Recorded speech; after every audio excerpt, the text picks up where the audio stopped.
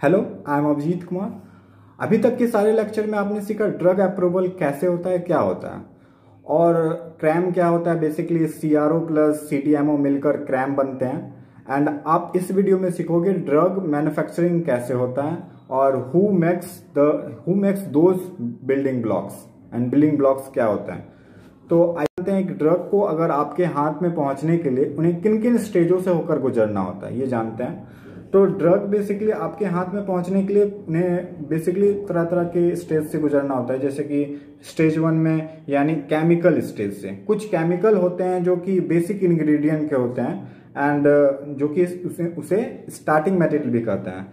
और दूसरे होते हैं इसे एडवांस मटेरियल भी कहते हैं, उसे ही इंटरमीडिएट्स कहते हैं, जो केमिकल को सैनिटाइज करके इंटरमीडिएट बनाते हैं। फिर उन इंटरमीडिएट को मिलाकर एपीआई बनता है तीसरा स्टेज में, यानी एक्टिव फार्मास्यूटिकल इंग्रेडिएंट, यानी ड्रग का सबसे महत्वपूर्ण पार्ट होता है। ये ड्रग का सबसे महत्वपूर्ण पार्ट होता है दोस्तों, एंड ये सबसे एक्टिव पार्ट भी होता है और इसे ही एक्टिव फार्मास्यूटिकल इंग्रेडिएंट भी कहते हैं। एंड फिर इस एपीआई को फॉर्मुलेशन करते हैं दोस्तों, फॉर्मुलेशन होता है यानी ड्रग बनता है।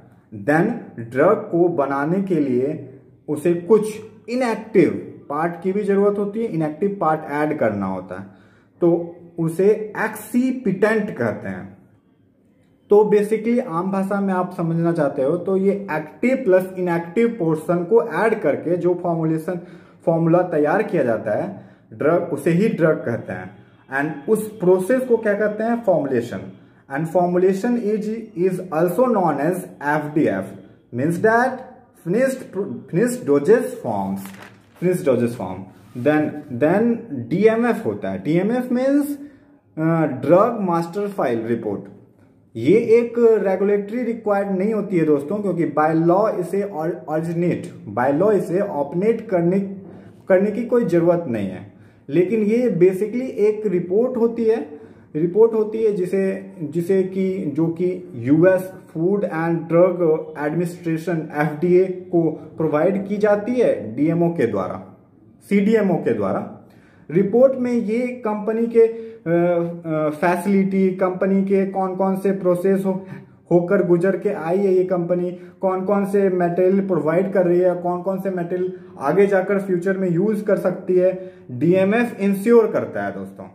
एंड जो कि इनोवेटर्स हैं या ड्रग के डिस्कवर्स हैं, उनकी प्रोप्राइटर इंफॉर्मेशन उसे इंटेलेक्चुअल प्रॉपर्टी कहते हैं, इंटेलेक्चुअल प्रॉपर्टी राइट्स भी कहते हैं, जो कि हमारे इंडियन कॉन्स्टिट्यूशन में आर्टिकल 253 में कवर किया गया है दोस्तों। एक डीएमएफ को कंप्लीट करने के लिए बहुत ज्यादा टाइम लगता है दोस्तों, जैसे कि 6 months to 1 year अप्रोक्सीमेटली, क्योंकि ये 1000 पेज के डॉक्यूमेंटेशन होते हैं जिन्हें पढ़ने के लिए टाइम चाहिए होता है।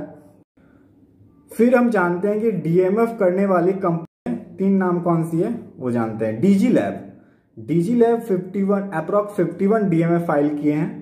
एंड दूसरा है डीवी लैब जो कि 66 डीएमएफ फाइल किए हैं। सोलरा एक्टिव 84 डीएमएफ फाइल किए हैं। एंड जाकर लास्ट होता है सोलरा एक्टिव जो कि 84 डीएमएफ अभी तक फाइल कर चुके हैं अभी तक। फिर आप सोचोगे कि ये सारे चीज, जबकि ये सारी चीज की कोई कंपलसरी है नहीं, तो कंपनीज क्यों करते हैं।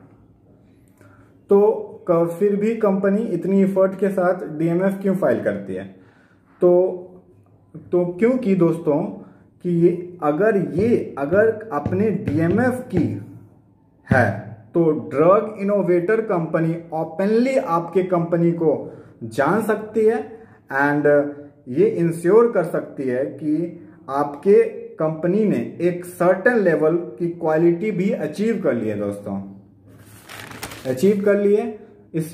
इसीलिए अगर कोई एपीआई मैन्युफैक्चरर डीएमएफ फाइल करता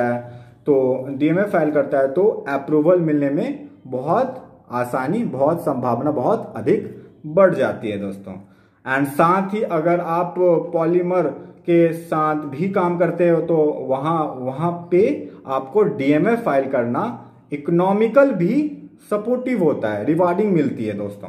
इकोनॉमिकल सपोर्टिंग होते हैं एंड इकोनॉमिकल सपोर्टिंग होते हैं। एंड अब मैं बता देता हूँ, ये यहाँ तक मेरा लेक्चर समाप्त होता है। एंड अब मैं बता देता हूँ नेक्स्ट लेक्चर में हम लोग पढ़ेंगे रेगुलेटरी इनोवेटर के बारे में एंड फार्मा मार्केट डायनेमिक्स क्या होते हैं, कैसे काम करती है, इसके बारे में सीखेंगे। और अगर आपको हमारा लेक्चर अच्छा लगता है तो आप मेरे चैनल को सब्सक्राइब कीजिए एंड कमेंट भी कीजिए और लाइक कीजिए। Thank you, bye bye.